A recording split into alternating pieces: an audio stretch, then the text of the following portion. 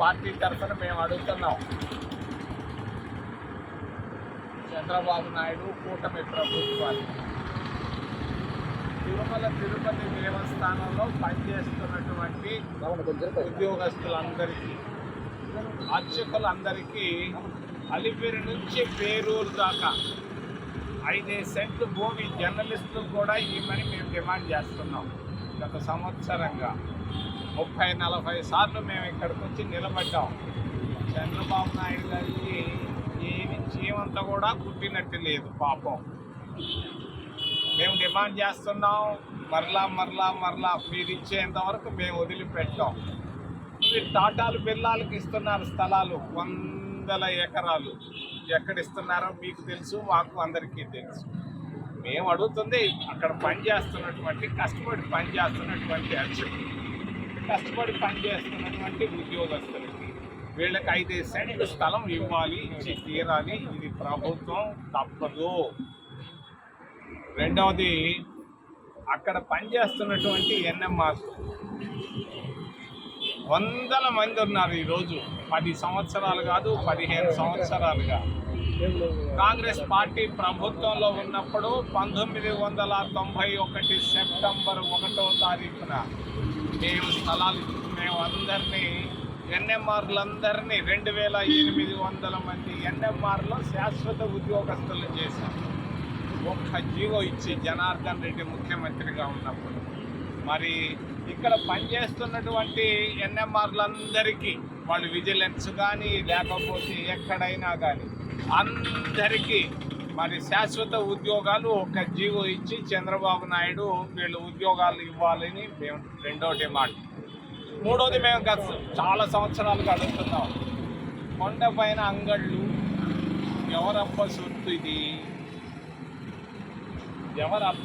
ఇది? వీరంతా సామాజిక న్యాయాన్ని గురించి చంద్రబాబు నాయుడు అబ్బా ఏం మాట్లాడతాడు ఆయన అసెంబ్లీలో. సామాజిక న్యాయం లేదే మీ తిరుమలలో, మన తిరుమలలో. మరి అక్కడ 100 అంగళ్ళు ఉన్నాయి. ఒక్క హరిజనుడు ఉన్నాడా? ఒక్క ఎస్సీ అన్న ఉన్నాడా? ఒక్క ఓబీసీ అన్న ఉన్నాడా? ఒక్క గిరిజనుడైనా ఉన్నాడా? ఏంటయ్యా నువ్వు చెప్పేది సామాజిక న్యాయం? ఆపేసి మరి మాటలు మాట్లాడటం ఆపేసి పని చేయవయ్యా. ఆడేందయ్యా యోగా? ఏందయ్యా నువ్వు చేసేది, చూపించేది? పిచ్చి ఆలోచనలు చంద్రబాబు నాయుడు ఆపేసి రాష్ట్రంలో ఉన్నటువంటి నిరుద్యోగుల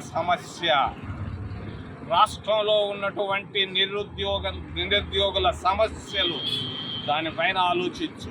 పిచ్చి యోగాలు, ఫాదర్స్ డేలు, మదర్స్ డేలు ఎన్ని ఆపేసి కొంచెం శాశ్వతంగా బిడ్డలకు సహాయం చేయి.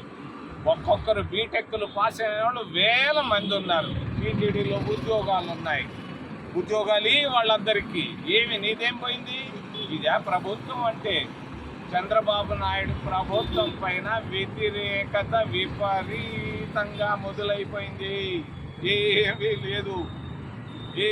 లేదు. ఒక్కరో మీడియాలో మేనేజ్ చేస్తున్నాడు, మీడియా మేనేజ్మెంట్ మా ట్రిక్కులు చేస్తున్నాడు తప్ప చంద్రబాబు నాయుడు కూటమి ప్రభుత్వం గొప్ప కూలిపోయింది ప్రజల మనసుల్లో. చాలామంది ప్రజలు నాడి పట్టుకోలేకపోతున్నాడు. చంద్రబాబు నాయుడు కూడా నాడి పట్టుకోలేకపోతున్నాడు. ఫెయిల్ అయ్యాడు. ఈ ఒక్క సంవత్సరంలో నేను అనుకోలేదు నా మిత్రుడు ఇంత ఫెయిల్ అయిపోతాడని. కంప్లీట్గా ఫెయిల్ అయిపోయినాడు. ఆయన ఎక్కిరిస్తున్నాడు జగన్మోహన్ రెడ్డి, నీకు 11 సీట్లు. నీ పరిస్థితి కూడా అదే పరిస్థితి. చంద్రబాబు నాయుడు గారు, ముఖ్యమంత్రి గారు, జాగ్రత్త.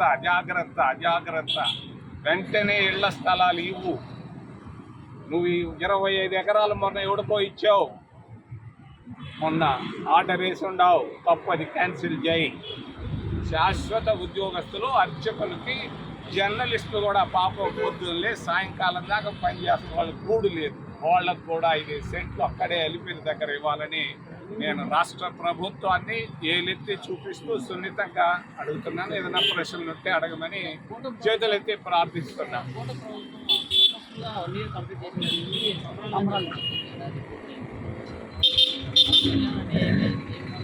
మీరు ప్రజల దగ్గరికి పోవటం లేదు.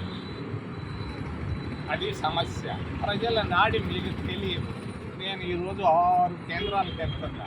ప్రజా నాడిని నేను చూసి చెప్తున్నా, కంప్లీట్ వ్యతిరేకత ఉంది.